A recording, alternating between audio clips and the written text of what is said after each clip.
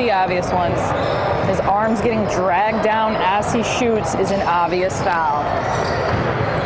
Now we have to make sure as a crew that we pick up that that's what we're going to start calling. Shooter interruption fouls.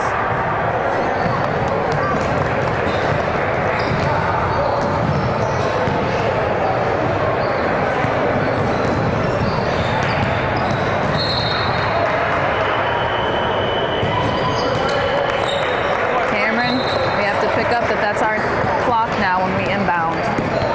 The ball goes in, the new trail is going to have the shot clock, therefore you have to chop the shot clock. Nice get, Tom. We're setting the pace. That's the same exact foul, except he wasn't shooting.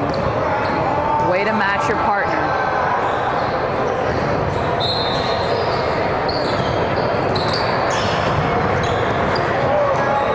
Cameron, you're ball watching already.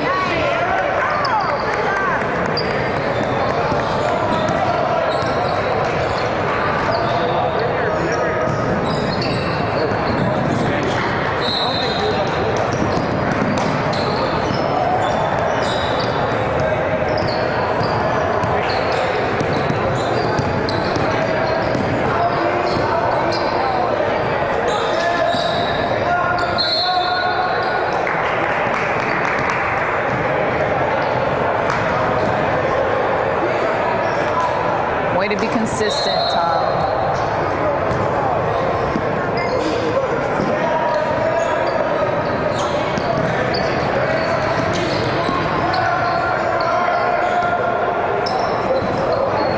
Cameron, we need a count when we have the defense engaged. Cameron, that was a foul. It's the same foul your partners have been picking up the entire game. You have to match them. We have to see a slap and he loses the ball as a possession consequence.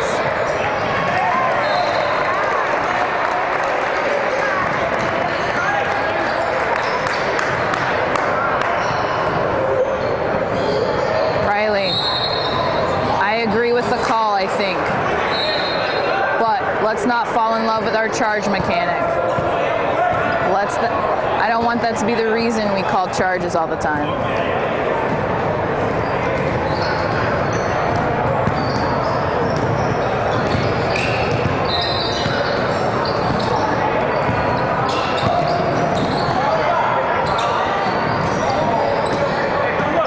Switch to outside hand, Tom.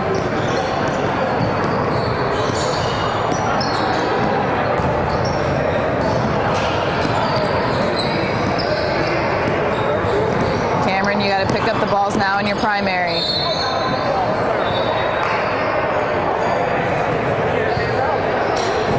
Tom, you're doing a good job of helping the crew out and making sure we get what we need to get. We have to continue to match this tempo the entire game. They clean it up early. They play better defense throughout the game.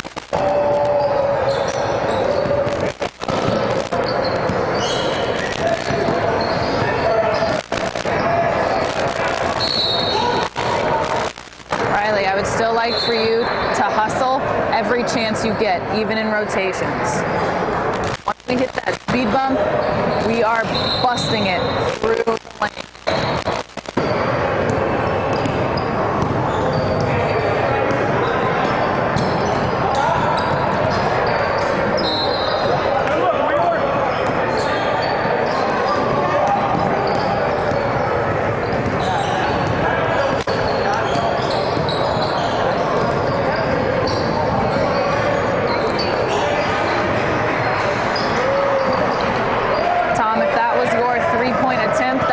Your 5-second count. You didn't have any defensive 5 seconds there.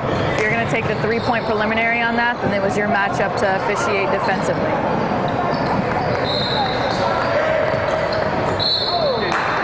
Cameron, if you find yourself looking across the lane for a very long time, it's probably an indication you need to rotate. Got to look for opportunities to rotate, especially as newer officials in three-person, so we can build confidence.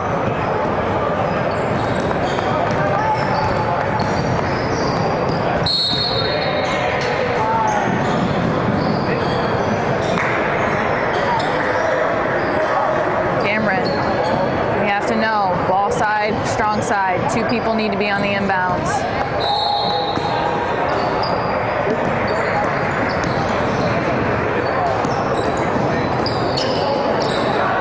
Cameron, you're ball watching. Competitive matchups. You have to look at people, not the ball.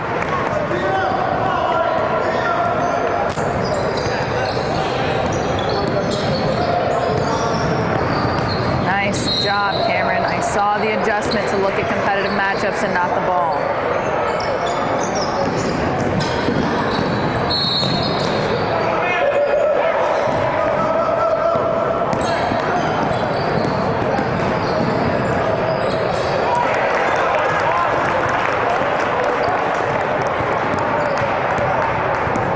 Cameron, you need a 10-second backcourt count. As new trail, that is always your responsibility.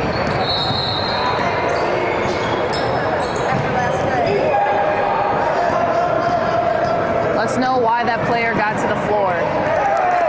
Especially considering how we're calling this game, we may have taken a foul there. We may have needed to take a foul there.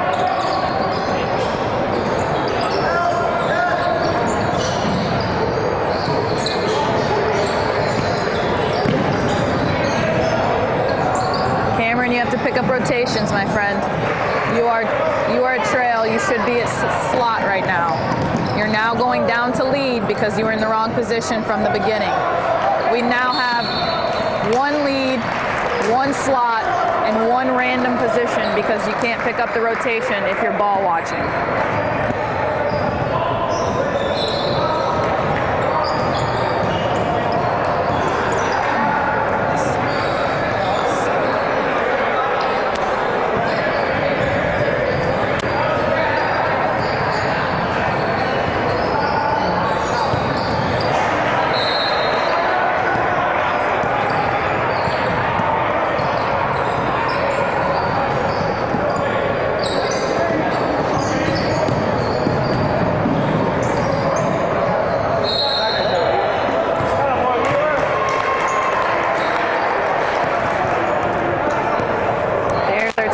Count, but now it needs to be higher and stronger. Everything we do as an official needs to add to our confidence and our presence. We don't do things just to do things. There has to be a purpose.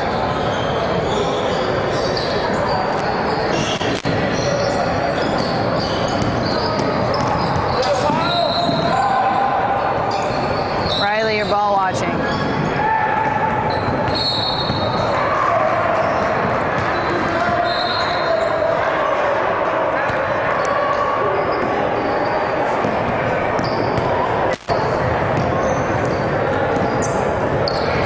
Positioning is very high at slot. Slot is free throw extended. You have to get down there to be able to see through the plays.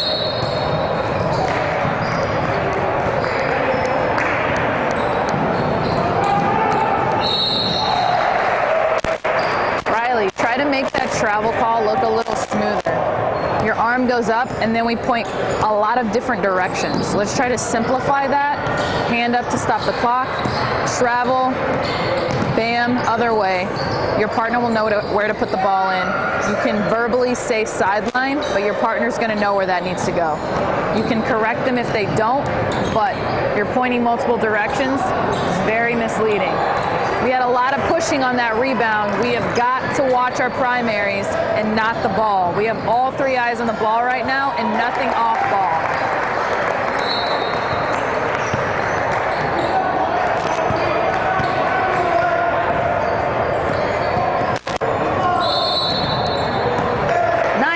Tom, that is what happens when we look at our primary.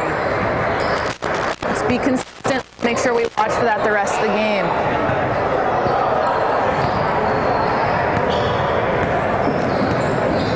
Cameron, right now you are looking at a ball being inbounded. Find a competitive matchup. Like 42 and 7 banging in the post. That is all you. You're ball watching. Your head is literally up right now on that 3-point shot. Find the matchup.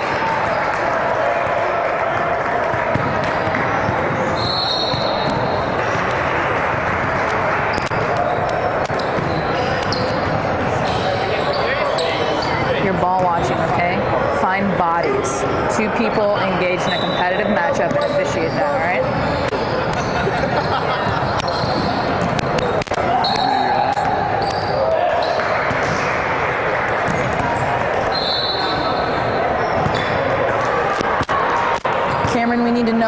what Slot does on free throws. You should have a 10-second count for the free throw shooter. He only gets 10 seconds to possess that ball before it's a violation. You're also going to have the clock. So if this ball does not go in, the first person that touches it makes it a live ball. You're chopping the clock in.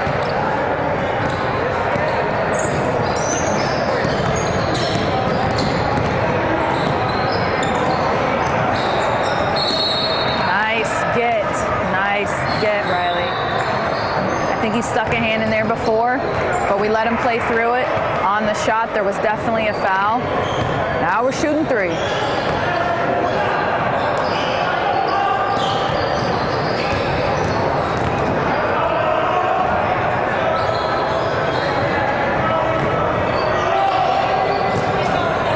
Two more. I need my whole crew to put up that we have two more shots. Especially because three-point free throws are very unusual. We need to all be on the same page and let the players know as well that we're going to have more than our normal two shots.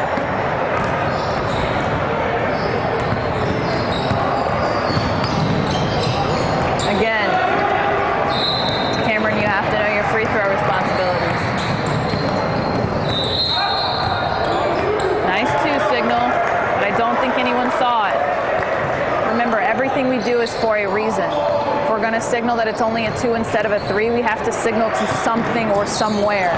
No one saw that but the crowd. Who's the most important person to see that? The table.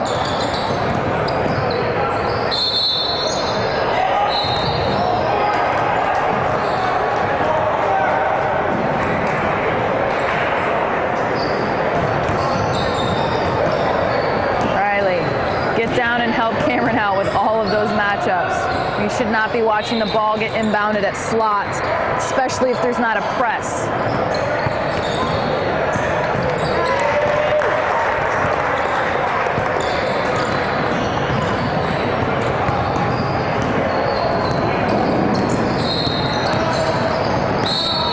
Nice call, Cameron. Nice call. Be strong at the table, be very slow at the table.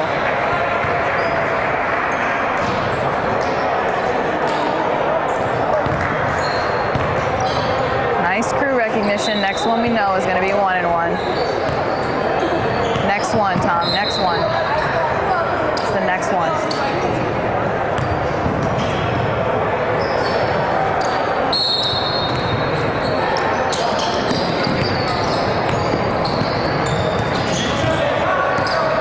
Cameron, I need you to look more active.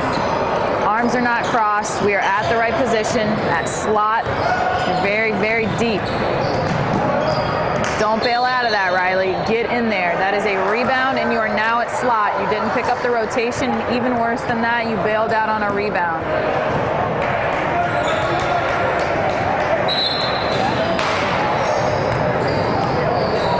Cameron, we have to make sure we're ball side at lead. Come on, crew. Eye contact. Gotta be big.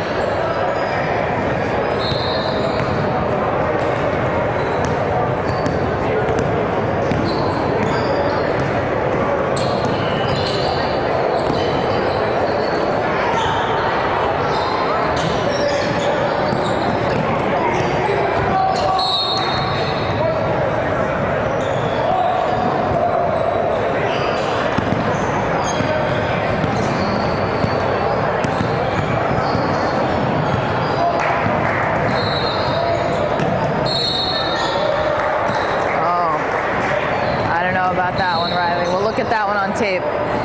Definitely think he was fouled. And the foul may have caused a travel.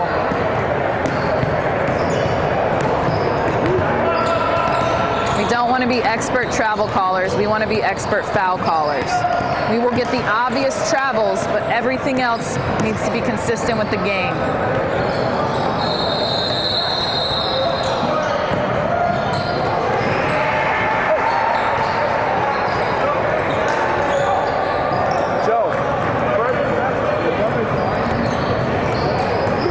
Get down there, Cameron. Get down there.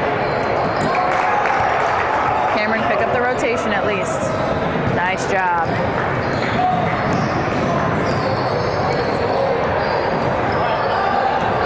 I need to know if that was a 3 attempt or not.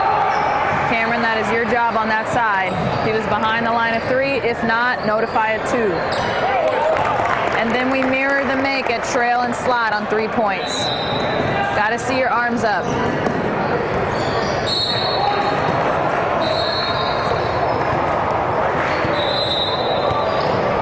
All right.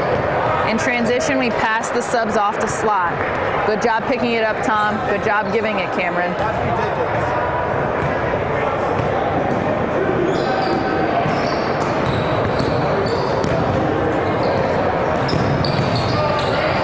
Our big guy got a lot of contact there. Nice foul pickup. Great job letting Cameron take that to the table for his confidence. Cameron, we're going to work on that foul reporting.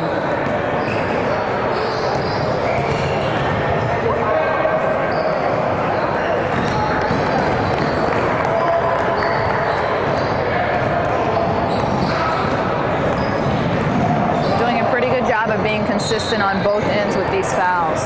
Foul counts 8 to 6. That's about right for a game like this. We called some very tight ones early, and they've played pretty good defense up until now. The big ones we need to get now are the shooter fouls. Our post guys are getting some body in the paint to make sure we're consistent with those as well.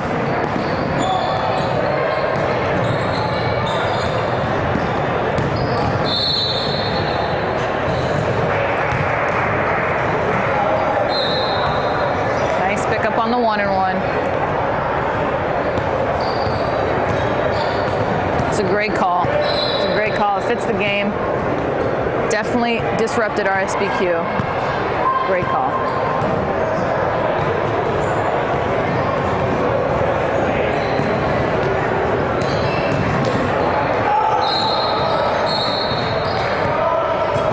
Riley, Tom, for you, that was the 9th team foul. We need to know as a crew that the next time we take a foul on green, that it's going to be double bonus. It's an elevated crew thing. We notify when it's bonus, and now we notify each other when it'll be double bonus.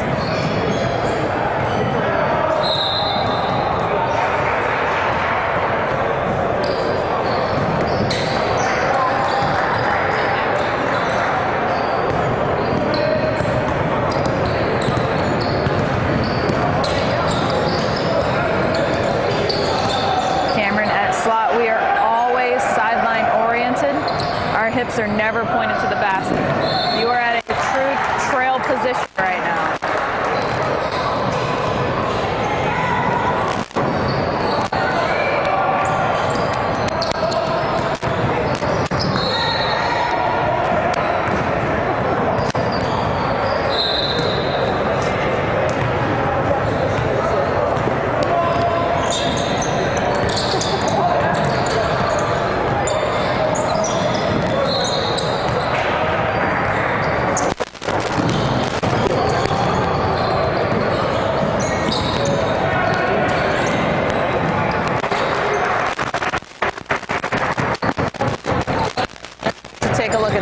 And see what we got contact-wise. He may have just dribbled into 2 defenders and not had anything to do with that ball, or contact dislodged that ball. Either way, we have to have an opinion on it.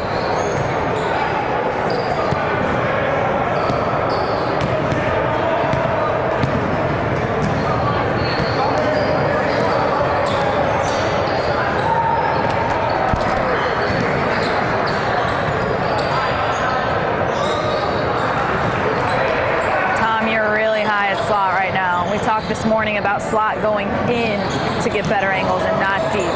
That's an advanced thing right there. You take a step in, you see that foul a lot better.